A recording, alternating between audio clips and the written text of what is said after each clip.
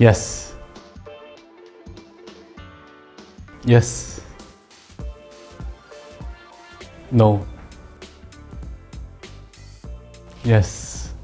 안녕하세요. 저는 국내 최초 비대면 채용 플랫폼 직감을 운영하는 박혁재라고 합니다. 네, 저희는 이제 국내 최초로 이런 비대면 채용 플랫폼 직감이라는 서비스를 운영을 하고 있고요. 저희는 1997년 온라인 취업 포털이 나온 이후에 이렇다 할 변화가 없었던 채용 문화에 비대면 기술을 접목시켜서 채용의 효율화를 핵심 가치로 서비스를 하고 있는 회사라고 봐주시면 될 것 같습니다. 저는 이제 일본에서 국제 정치 경제를 전공을 하였고요. 사실 이제 IT랑은 크게 관련은 없는데, 제가 생각을 했을 때 이제 정치 경제란 것도 큰 관점에서 사람에 대한 탐구이라고 생각을 하거든요. 근데 IT도 결국에는 이 사람들이 느끼는 문제점을 해결하는 솔루션을 제공하는 거기 때문에 좀 그런 본질적인 측면에서는 비슷한 점이 있다고 생각합니다. 소셜 네트워크 서비스를 만들고 싶었어요. 결국에는 사람들이 소통을 촉진시켜주는 게 SNS잖아요. 그래서 그 소통을 할 때 가장 효과적인 방법이 질문과 답변이다라고 생각을 했고, 그거를 좀 소셜화 시켜서 사람들끼리 이 지식을 기반으로 좀 커뮤니티를 형성할 수 있는 서비스를 처음에 준비를 했습니다. 결국에는 그 지식인의 익숙한 문화를 좀 넘지 못했다라고 생각을 합니다. 이 지식인과 차별점에 대한 고민을 하고 있었을 때 인스타그램에서 이제 Q&A 서비스가 나오면서 좀 여기 시장은 이제 그 돌파구를 찾기 힘들겠다 판단을 해서, 이번에는 좀 범용적인 그런 재미를 추구하는 소셜 서비스보다는 조금 더 목적성이 뚜렷한 시장에 질문과 답변이라는 방법으로 좀 솔루션을 제공해 줄 수 있는 산업 분야를 찾고 있었는데요. 채용 시장 자체가 이제 변하지 않고, 그런 시장에서 이제 면접이라는 부분은 항상 질문과 답변이 나오다 보니까 그런 계기가 돼서 이제 직감을 만들게 됐습니다. 이제 공개 채용은 점진적으로 더 줄어들 거라고 생각을 하고요. 기업들이 조금 더 직무 기반에 바로 실제로 실무를 투입할 수 있는 상시 수시 채용으로 넘어갈 거라고 생각을 합니다. 그래서 이제 채용조차도 공채가 아니다 보니까 대규모보다는 소규모로 더 빈도수가 작게 채용들이 일어나지 않을까라고 생각을 하고 있습니다.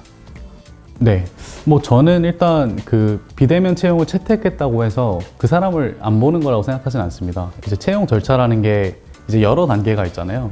비대면 채용이 집중적으로 들어가는 부분은 그 초기 채용 절차에서 많은 사람들을 필터할 때 이제 비대면 채용이 일어나고, 그 이후에 임원 면접이라던가 또 다른 이제 면접을 진행할 때는 또 대면 면접을 할 수 있다고 생각합니다. 같이 병행될 수 있는 구조라고 생각을 하고요. 실제로 저희 서비스를 이용하시는 그 1,300개의 기업도 병행해서 대부분 사용을 하고 계십니다. 저희가 작년 12월에 그 서울시 노인취업지원센터라는 곳이랑 배달의 민족이랑 같이 제휴를 해서 비마트에 이제 물류 직원을 뽑는데 그 노인분들을 이제 일자리를 연결시키는 좀 그런 사회적 이벤트 같은 걸 같이 진행을 했었는데요. 이제 그 과정에서 저희 직감 비대면 채용 플랫폼을 이용을 했고, 저희는 보통 비대면 면접이라 생각하면 이제 양복을 입고 어느 정도 본인의 이제 그 깔끔한 모습을 전달하는 거라 생각하는데, 이제 그때 당시에는 그 노인분들이 모바일로 녹화를 해서 이 체력 검증, 이제 앉았다 일어났다 혹은 이제 막 손가락 보여주시고 스트레칭하는 모습을 이제 직접 찍어서 면접으로 보내주셨어요. 그래서 저희가 생각했던 이 비대면 면접이란 것도 되게 우리도 편견이 있었구나라는 걸 좀 느끼게 돼가지고, 이렇게도 다양한 방법이 있구나 이제 느껴서 좀 되게 보람이 셨던 것 같습니다. 꼭 기업이 아니더라도, 꼭 스타트업이 아니더라도 사실 무언가를 이뤄낼 때는 본인이 다 혼자 할 수는 없잖아요. 같이 이제 만들어가는 과정에서 이 사람이 다 만드는 거다 보니까 결국엔 저는 사람이 가장 중요하다 생각을 하고요. 이제 어떠한 솔루션도 혹은 어떠한 이제 사업 계획도 완벽한 건 없다고 생각합니다.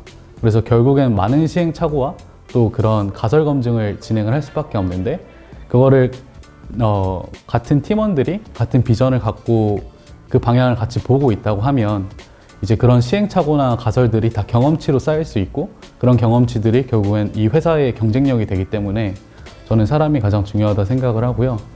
또 같이 나눌 수 있잖아요. 같이 잘 되면 같이 나눌 수 있고, 사실 힘들 때도 같이 그런 고통들을 나눌 수 있는 이제 존재가 팀원들이자 또 결국엔 사람들이다 보니까 제 생각에는 성공했던 모든 회사들 중에서 사람이 가장 중요하지 않았던 회사는 없다고 생각합니다.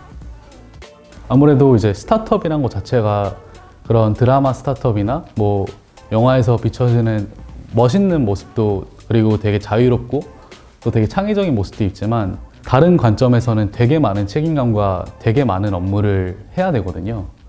그런 측면에서 되게 그 고된 게 또 스타트업이라고 생각합니다. 저희가 이제 가진 것들이 다른 뭐 대기업이나 큰 안정된 기업에 비해서 뭐 임금이나 뭐 복지나 여러 이제 혜택들에 있어서는 부족할 수밖에 없다 보니까, 저희가 제안할 수 있는 건 해보지 못했던 많은 역할과 많은 이제 리더십에 대한 기회를 제공해 드릴 수 있다.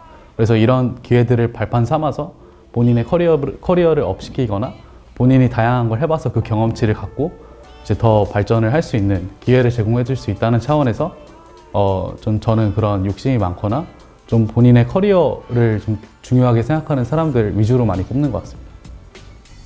저는 이제 사업이란 것 자체가 일종의 가장 전투적인 예술이라고 생각을 하거든요. 어떻게 보면 아까 말씀하신 것처럼 어떤 문제에 대한 영감을 받아서 이제 솔루션을 이제 해결을 이제 하는 건데, 그거를 본인 혼자 할 수 없고 이제 같이 팀을 만들어서 그 문제를 해결하고 그거에 대해서 사회에서 좋은 영향을 줄 수 있는, 어떻게 보면 가장 전투적인 예술이라고 생각을 하는데, 그런 측면에서 이제 앞으로도 계속 사업을 하고 싶은 것 같습니다.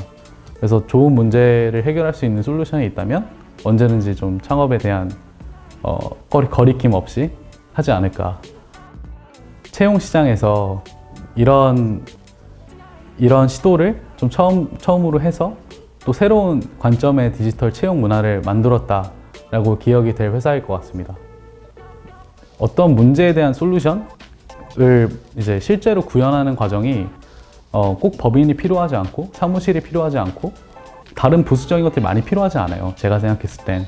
그래서 그런 문제에 대한 일단 본인의 솔루션을 좀 더 깊게 탐구하는 게 중요하다 생각하고, 그거를 실제로 구현하는 방법도 되게 요새는 뭐 툴들도 되게 잘 돼 있기 때문에 미리 어느 정도의 그 베타 서비스는 만들어서 가설 검증을 충분히 해볼 수 있다고 생각을 하거든요. 그래서 그 문제에 대한 이제 해결을 하는 그 가설이 있으면 그 가설을 해결하는 데 조금 더 많은 집중을 해서 예를 들어 이제 그런 문제의 해결이 필요한 사람들을 한 100명 정도를 만나본다던가, 그러다 보면 이제 본인의 솔루션에 대한 관점이 되게 균형이 잡히거든요.